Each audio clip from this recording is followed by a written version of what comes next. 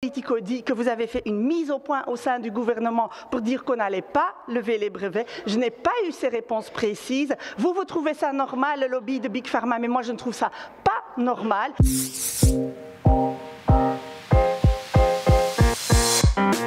J'espère que vous êtes bien réveillés parce que je vais faire appel à votre mémoire aujourd'hui suite aux révélations de Politico.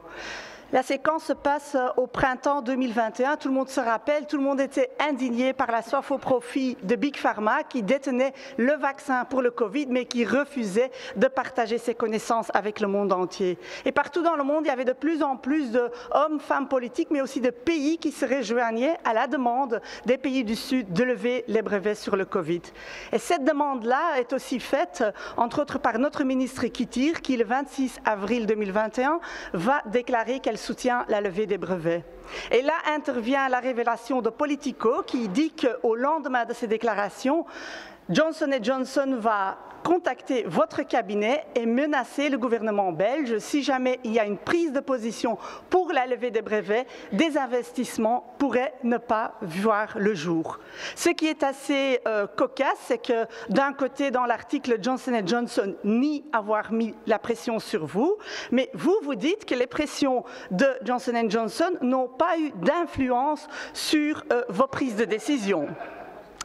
Donc on se pose tous des questions de savoir est-ce qu'un simple coup de fil a été réellement fait, est-ce que cette menace a été faite sur votre cabinet dans la prise de position de la Belgique, parce qu'on a vu cette séquence ici aussi se jouer à un certain moment, début mai, ici devant moi.